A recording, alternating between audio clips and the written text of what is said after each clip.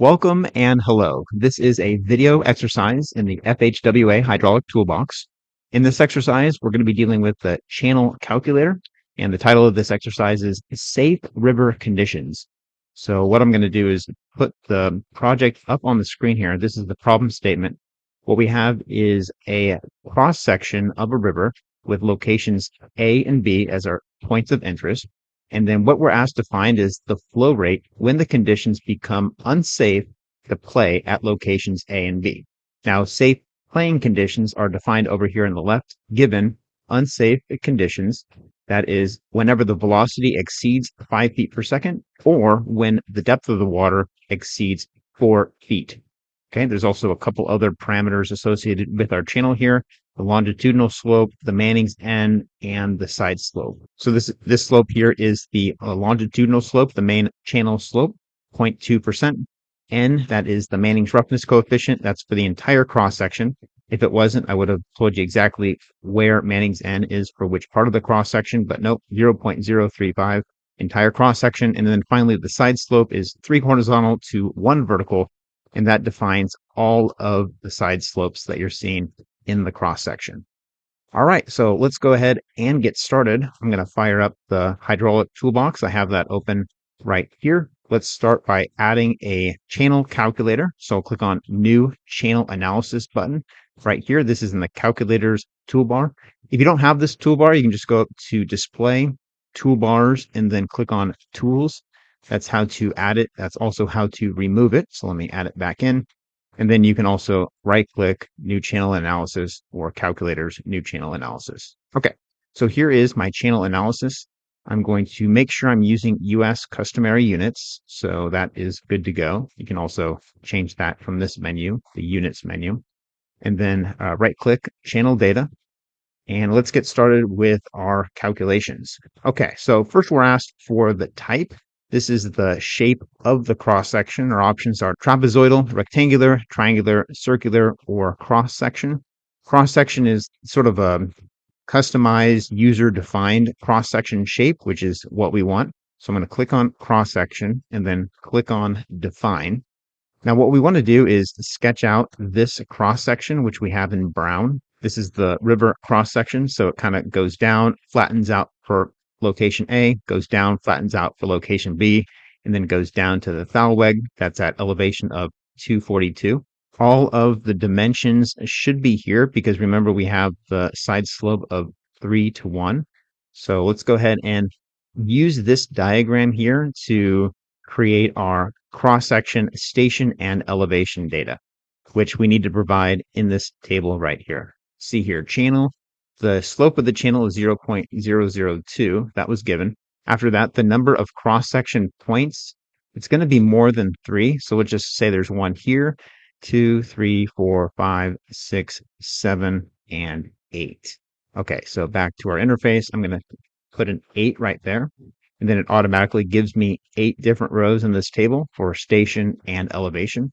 We're going to start at station 0 and then add an elevation and then increase the stationing for that cross section as we move from left to right. So what I'm doing here is I'm assuming that we're facing in the downstream direction. This is station 0, and then it's going to have increasing cross section stations from left to right. And then the elevations will be, well, what we're seeing here, 245, 244, and 242. So as an intermediate step, I'm going to bring Microsoft Excel up onto the screen here. I'm going to add a column for point number, for station, and for elevation. Okay, so that'll be in feet. And then for the first station, I'll say that's at cross-section station 0. This will be point 1, 2, 3, and 8. Okay, so we know that the elevation of points 2 and 3 is 245. So I'm just going to type in what we know here. And then 244 is the elevation of points 4 and 5. And then 6 and 7 will be at 242. And then we'll add in the first and last elevations based on the distance, and we know it's a 3 to 1 side slope. If we just arbitrarily said that the first and last elevation is 250, just so it's sufficiently high, then if there is a drop of 5 feet times 3, that'd be a 15-foot run. Okay, so put 15 here for point number 2. That's the cross-section station. We know this length is 5 feet, so I'm just going to add 5 to 15, so that'll be 20. And then we know it's a 1 foot drop between A and B times the 3 to 1 side slope. That'll be 3 plus 20 is 23, 28. And then a 2 foot drop right here times 3 would be another 6. So that's 34 plus 20 is 54. And then finally, we're increasing by 8 times 3 is 24 plus 54 gives us 78. Okay, so we can go ahead and just paste these numbers right here into the channel calculator and then click on plot, and it should give us a shape similar to what we're seeing here. Granted, what I have in this diagram is not drawn to scale, so it could look a little bit off, but the general shape is what I'm going for. All right, so from Excel, I'm just going to highlight the station and elevation values from the cross section, Control C, and then let's minimize that, bring the calculator back up, and then select these cells, Control V, and then click on plot. Okay, so that looks good. We have our point A, which occurs here at an elevation of 245. Point B is at 244, and then 242 down here. This is the bottom elevation of the main channel. We also need to put in the Manning's N roughness. So let's go and do that. It's 0.035, and I could just Control C, Control V to paste it. Or another way to do that is just to grab this bottom right corner and drag down. So those are all the same. So that looks good. If I click plot, we should now have, 0.035. That red line right there is representing the Manning's N value. Okay, so I'm gonna click OK. And then what I want to do also is file and then save my project. Okay, so that's saved. You may need to specify where the file is located to save, but I've already done that. Let's go back to our channel data. All right, so we're ready to input a flow rate now. I'm just going to type in 10 CFS for fun, click on calculate. So at a flow rate of 10 CFS, we have an average velocity of 1.056 feet per second. Now, clearly this is far below the threshold for the velocity as well as the depth. It's just 0.44 feet. If I open up the plot, you can see that the water surface elevation is way down here.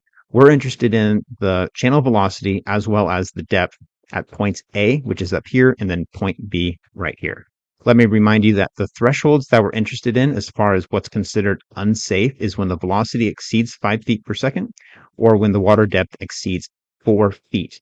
Now, keep in mind the water depth is going to be different for points A and B, but what I'm assuming is that the velocity is the same for the entire cross section, which I know is in a simplifying assumption. It's not true. We're going to have slower velocities at shallower depths and closer to the edge. The highest velocity will most likely be towards the middle of the main channel. But anyway, I'm kind of waving my hand at that detail because the channel calculator doesn't have that level of detail involved.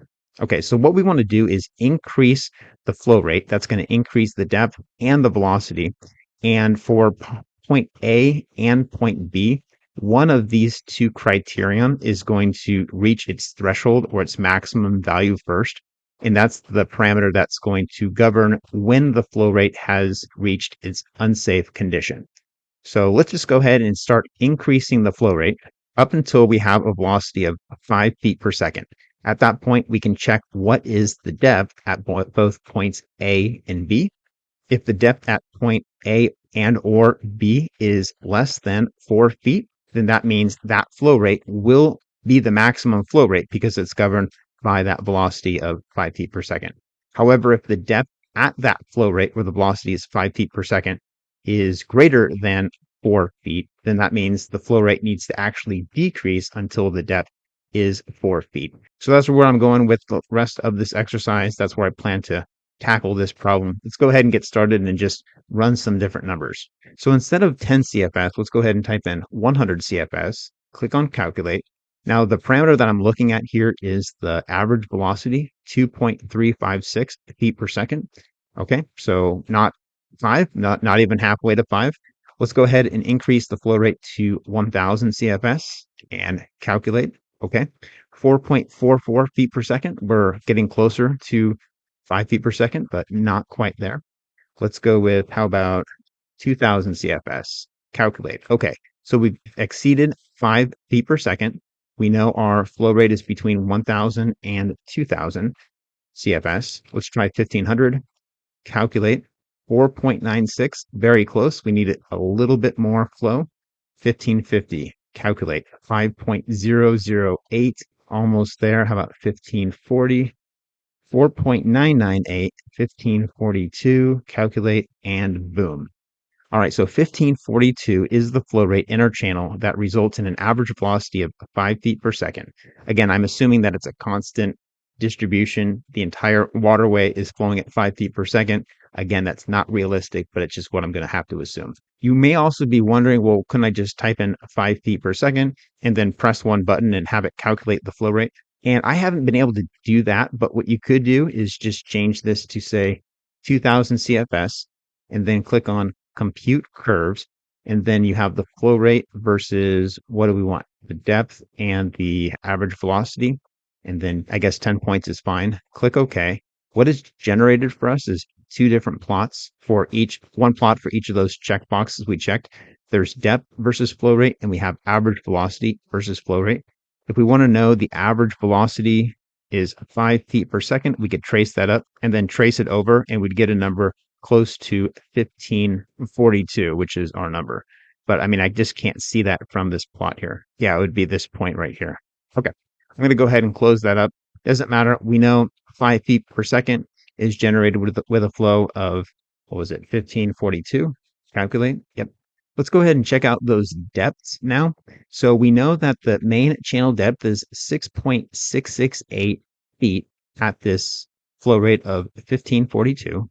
Let me go back to my diagram here. So if this depth is 6.668 feet, then for point A, we know this is 3 feet shallower than 6.668 feet, which means it's 3.668 feet, which means the velocity of 5 feet per second governs at point A, and that flow rate of 1542 CFS is going to be the maximum flow rate that's safe for location A, based on the velocity of 5 feet per second. However, for point B right here, this is only 2 feet shallower than 6.66, which means it's 4.66, and 4.66 feet is already deeper than 4 feet, which means the safe flow rate at point B is actually going to be less than that 1542 CFS, and it's going to be governed by the depth, not by the velocity. So what we need to do is decrease that flow rate from 1542 CFS down to a flow rate where the depth at point B is 4 feet, which means the depth in the main channel is going to be 6 feet, and that's going to result in a lower flow rate, and then the velocity is going to be less than 5. It's going to be governed by the depth instead of the velocity criteria. All right, so let's go back to the calculator and go ahead and make those changes. Here's 1542. Now, the number over here in the results that we're looking at is the depth now. We don't care as much about the velocity because we know that that doesn't govern our safe river conditions anymore. So let's just change this to, how about 1200 CFS? Click on calculate. Okay, the depth is now 5.929. What we're aiming for is a depth of 6 feet here, because this is the main channel, which results in a depth of 4 feet at our location of interest, point B. So instead of 1200, how about 1250? Calculate 6.043. That's a little bit too much. How about 1240? Calculate 6.02. All right, very close. How about 1235? Calculate 6.009. 1232. Calculate 1230. Calculate. Okay, it's got to be 1231. And boom. All right. So 1231 is the flow rate, which results in a depth at point B of 4 feet. Let's go back to our PowerPoint and then look at the results here. We have two different water surface elevations. That's the horizontal blue line you're seeing. The first flow rate, the higher flow rate, is 1542, resulting in a velocity of 5 feet per second, which governs the, quote, safe river conditions at point A. And then this lower blue line here, this represents the water surface elevation associated with the flow rate of 1231 CFS, which is the maximum safe flow rate at point B because it's resulting in a depth of 4 feet.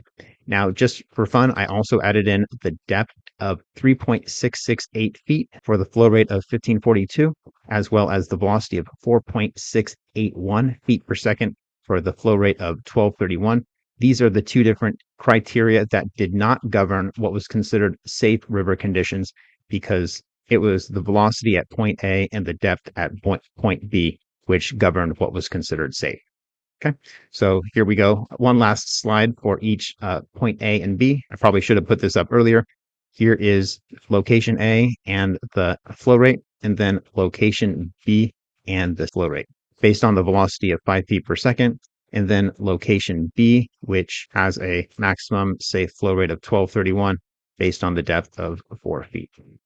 All right, well, that's it for this exercise. What we talked about was determining what was the maximum flow rate until the conditions became unsafe to play in this user-defined cross-section at points A and B, based on our unsafe conditions, our channel geometry, using the FHWA hydraulic toolbox, specifically the channel calculator tool.